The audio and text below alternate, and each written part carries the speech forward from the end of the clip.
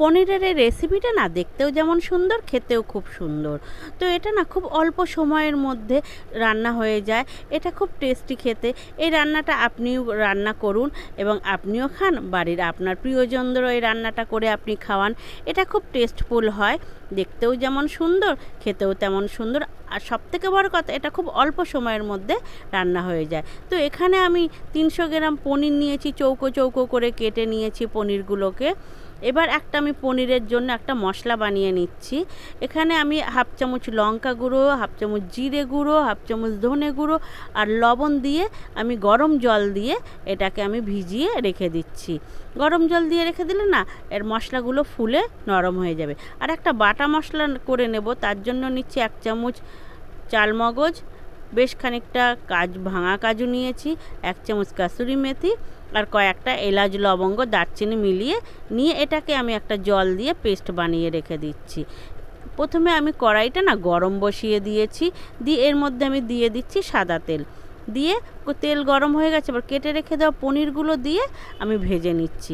পনিরগুলো দিলে না, পনির বা অন্য কোনো জিনিস তেলের মধ্যে দিলে খুব তেল ছিটকায়। তো আপনাদের একটা টিপস দিচ্ছি, এই তেলের মধ্যে দিয়ে যদি আমরা একটু হলুদ দিয়ে দিই না, তাহলে তেল ছিটকানোটা বন্ধ হয়ে যায়।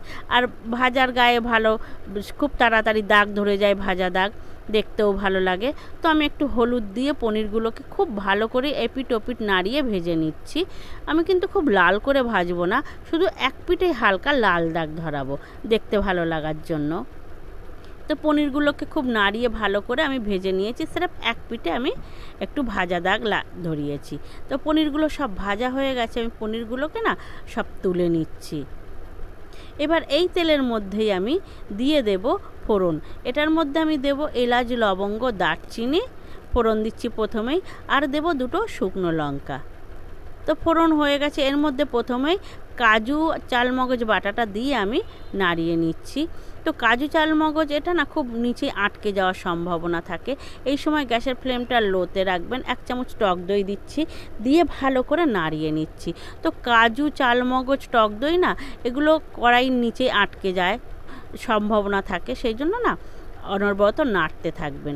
ভেজে রেখে দেওয়া মশলাটাও আমি এর মধ্যে দিয়ে দিচ্ছি, দিয়ে আমি এটাকে ভালো করে কষিয়ে নিচ্ছি। তো এই সময় গ্যাসের ফ্লেমটা আমি লো ফ্লেমে দিয়েই রেখে দিচ্ছি এর মধ্যে পরিমাণ মতন চিনি দিয়ে আবার ভালো করে নাড়িয়ে নিচ্ছি।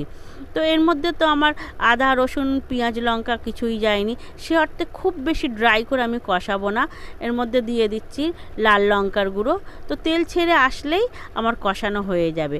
এর মধ্যে আদা, জিরে, কাজু একটা মিষ্টি গন্ধ থাকে, তো সে অর্থে না ড্রাই করে কষার দরকার নেই, তাহলে গন্ধগুলো না উড়ে যায়। তো তেল ছেড়ে দিয়েছে দেখছেন, এর মধ্যে আমি দিয়ে দেব ভেজে রেখে দেওয়া পনিরগুলো দিয়েও আমি খুব ভালো করে নাড়িয়ে নিচ্ছি, কিন্তু খুব বেশিক্ষণ নাড়াবো না আমি, পনিরের গায়ে যাতে মশলাগুলো সব লেগে যায়। তো পনিরের গায়ে সব দিকে ভালো করে নাড়িয়ে নিয়েছি। প্রথমে আমি মিক্সির জারটা ধুয়েই আমি জল দিয়ে দিচ্ছি, আর আমি কিন্তু এই জলটা গরম জলই ইউজ করছি, ঠান্ডা জল দেব না, যেহেতু এটা খুব বেশি ফোটানো লাগবে না। তো আর গরম জল দিলে না তরকারির স্বাদটা ভালো হয়। তো আমি সব জল টল দিয়ে ঠিকঠাক করে নিয়ে ভালো করে নাড়িয়ে নিয়ে না এটা আমি জোর দিয়েই গ্যাসটা খুব ফুল ফ্লেমে রেখেই আমি এটাকে ফুটিয়ে নেব, বেশিক্ষণ ফোটানো লাগবে না। তো দেখুন আমি ফুল ফ্লেমে দিয়ে মিনিট 4-5 ফুটিয়ে নিয়ে ঝোল গাঢ় হয়ে এসছে, তেলও ছেড়ে দিয়েছে। তো এই সময় এর মধ্যে আমি এবার নামিয়ে নেবো। ঠিক এর আগেই আমি দিচ্ছি একটু গরম মশলার গুঁড়োটা দিয়ে ভালো করে নাড়িয়ে চাড়িয়ে আমি নামিয়ে নেব। তো আমার এই রান্নাটা কেমন হয়েছে আপনারা কমেন্টে অবশ্যই জানাবেন। আর আমরা তো খুব চটজলদি কিছু বানাতে চাই, তো অল্প সময়ের মধ্যে চটজলদি এই পনিরের রেসিপিটা আপনারা বাড়ি একবার ট্রাই করতে পারেন, খুব সুন্দর লাগবে। রুটি কিংবা পরোটার সঙ্গে খেতে খুব ভালো লাগবে, আর বাচ্চা বড় সবাই ভালোবাসবে এটা। তো আপনারা বাড়িতে এটা রান্না করবেন, আপনার প্রিয় মানুষদের করে খাওয়াবেন, খুব ভালো লাগে। তো আমরা তো পনিরের অনেক রকম রেসিপি খেয়ে থাকি, তো অল্প সময়ের মধ্যে এই রেসিপিটা আমার মনে হয় আপনাদের খুব কাজে আসবে। তো এটা আপনারা বাড়িতে বানিয়ে খাবেন আর কমেন্টের মাধ্যমে জানাবেন আপনাদের কেমন লেগেছে। আমার চ্যানেলে যদি নতুন হয়ে থাকেন তাহলে একটা সাবস্ক্রাইব করবেন, আর একটা লাইক তো অবশ্যই পাওনা থাকে না রান্নাটার জন্য। তো আপনারা আমার রেসিপিটা কেমন হয়েছে কমেন্টে কিন্তু অবশ্যই জানাবেন, আর বাড়িতেও এইভাবে পনির রান্না করে খাবেন।